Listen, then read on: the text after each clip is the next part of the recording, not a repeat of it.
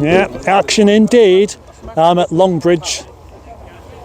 That's a park factory at one point. A factory where they used to make cars like all of these things.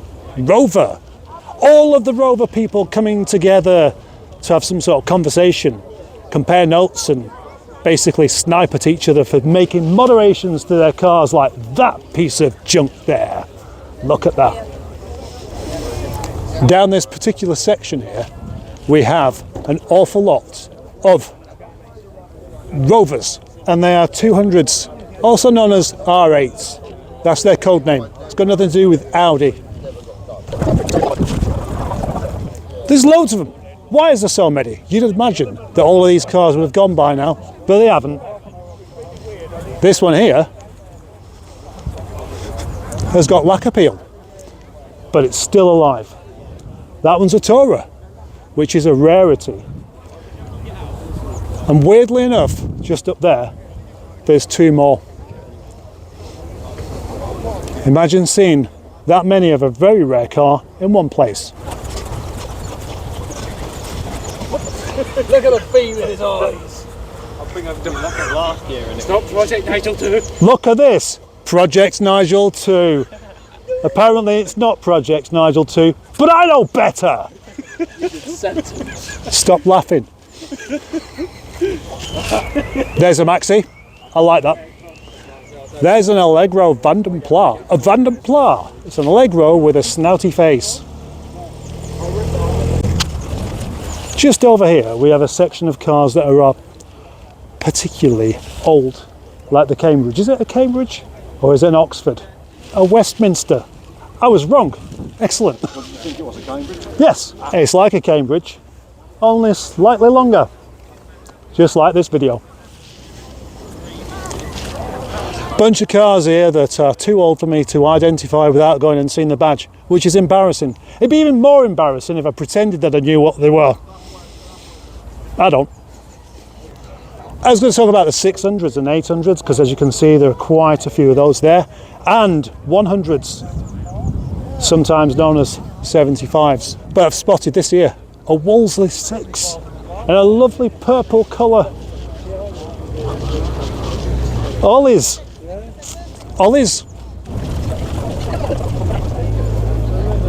Well, they do say Rover drivers are old. A police car, yes, with many people arrested inside. For what crimes?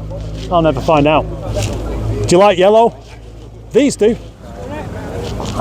More Farinas, the A40s, which I've always thought look like Wombles. And I think that even now, no matter how many times I look at one, that's what I think. Weirdly enough, what I wasn't expecting to see, just over there, look at that. Look at that red thing there. I thought these had all completely fallen apart, but there's one there still working. Look at that. It's not even rusty. Peanut. And what looks like a big peanut, a jumbo peanut if you like.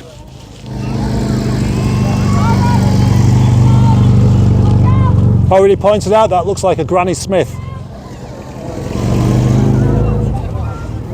Over here is the Metro and Mini area, and they're all going. What's the rush? And just over there, a Murder Mini. Look at this lovely thing. An MG Metro with its yellow fog lamps, looking so proud of itself. But what's more interesting at this particular show is just over there, two Volvos. You might think these cars don't belong here, but I don't care. They're a welcome change when all you've seen all day are old Rovers. To see a couple of Volvos as well, yeah.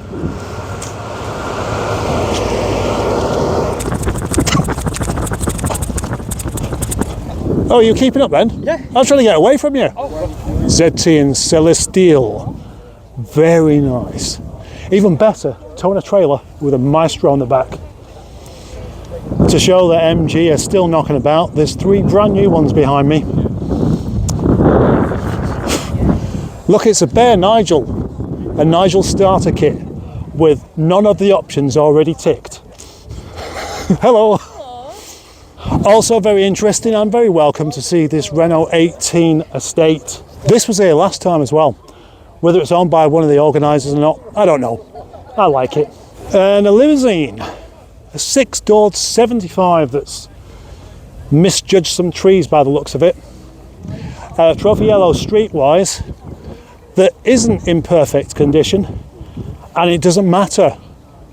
In fact, the most interesting cars that you see here are often the ones that are just used, and that one's clearly used. I like it. I like the bonnet in particular. I'm just trying to figure out whether it is actually a 75 or a ZT. This two-tone thing, two-tone, what kind of silver is that? Starlight silver, I suppose. It looks rather dapper actually. And around the back, to make sure that nobody gets you mixed up, the biggest GB badge I've ever seen. ZRs and ZSs, there's loads of them here, but I do like one in yellow, and I do like that one, and I do like that one, and I do like that one. And then there's a commerce van there. The commerce vans are really rather quite rare actually, because they weren't big enough to be a proper van, so they didn't sell very many of them. But now everybody wants one. Well, not everyone obviously, but people who do. What a fabulous condition motor this is, Carl. Oh, massive teddy. Do you want to see some more? There is some more up here. Another peanut. Yeah, not far. Austin 1800. But there's a lot of stuff here that you've seen plenty of before, and there's not a massive point in me talking about them. But over there, I spot something even more unusual than you'd expect. Not many people were that excited by the Marina estate, and even less so with the Ital estate, making it even rarer, making it even cooler. But even cooler than that,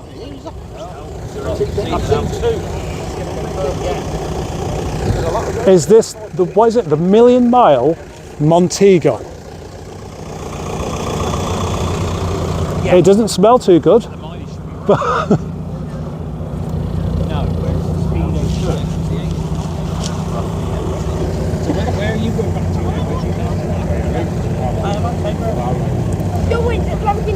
that's had an awful lot of repairs going on to keep it on the road. And it being a bit on the untidy side makes it even more interesting, because it just shows some dedication to keep it going regardless of what it looks like. Got your Rover 75s and all that. Nice brought you, so now you've got one out. Thank you, bye. So it's not a Million Mile Montego, it's a 1.2 million mile Montego. Doesn't it just show how easily cars get chucked away because they're over 100,000 miles, and how ridiculous that is? So more the 80s kind of stuff, like the MG Metro Turbo, another Montego Tourer, another Monty, another Maestro, another Maestro. These are my favourites in some ways, because nobody liked them when they were new, and everybody dogged them, even though they weren't that bad. It's allowed to be here, isn't it? It's still an MG. I know it wasn't made here, but the MG3 and the MG6 over there are, if nothing else, at least driven by the kind of people that like MG, and they want a new car, but they want to have that badge on it. So, fair enough. Carry on.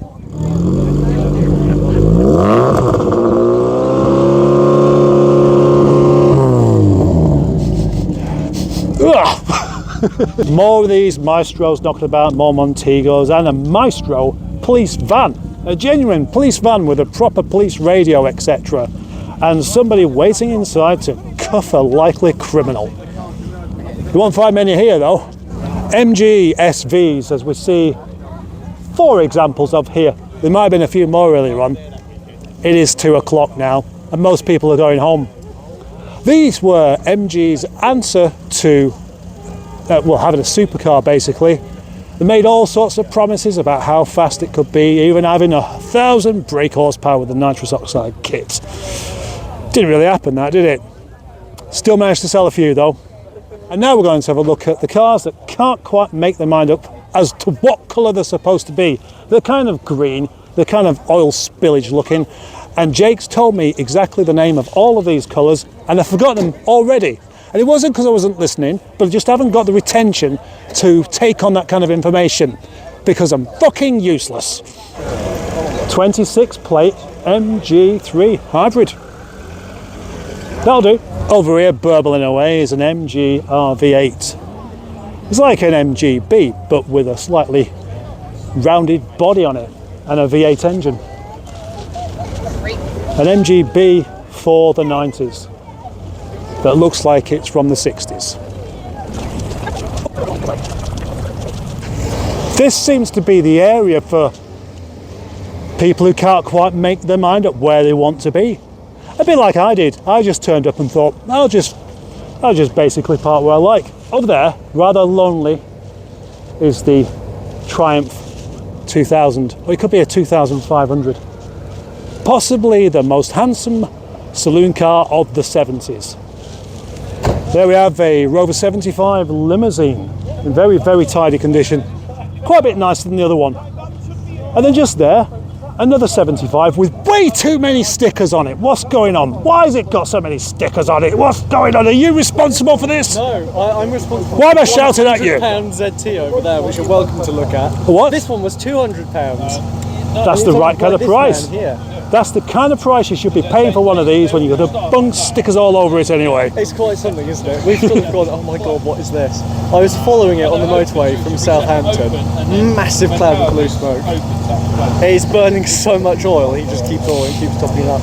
Hasn't been serviced in 6 years apparently. I straight up, it's not knocking on the bottom end. And Scott's trying to save it now because it upsets people, and that's quite funny. How long have you had it? I agree, I like it, I think it's fantastic. I need to walk away because it's making me sad. Hello. Hello, matey. Okay. Yes.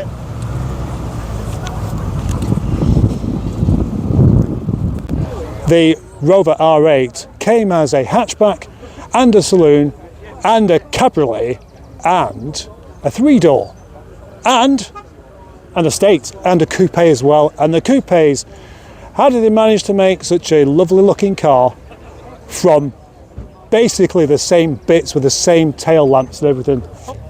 No, that's the 6th Tourer I've seen here so far. I'm quite amazed by that. Why is that Metro looking so lonely there? It looks like it's been abandoned, doesn't it?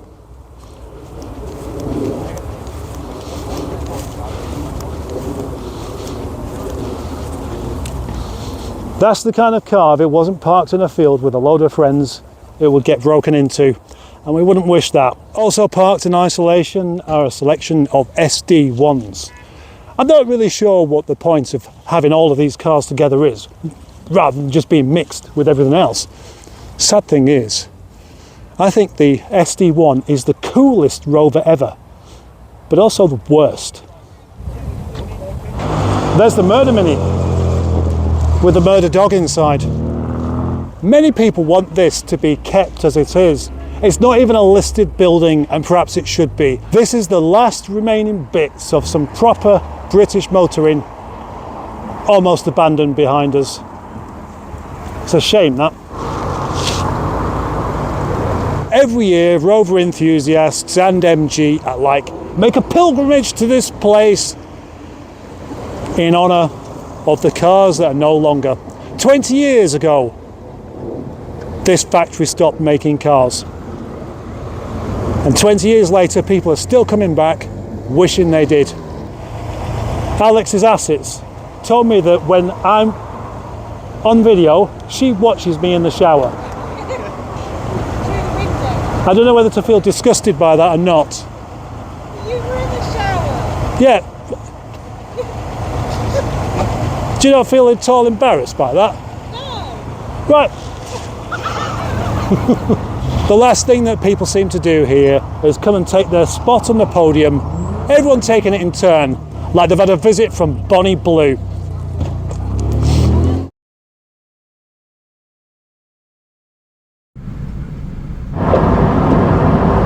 What a fantastic day. Thank you very much for watching this And a special big thank you to Jake, who you can see here taking my grill off the car. He's fit me a new badge, a bespoke Nigel badge. Isn't that rather wonderful? Thanks, Jake. Thank you also to Jonathan for the bacon sandwich and all of the other people that I've spent so long chatting with today.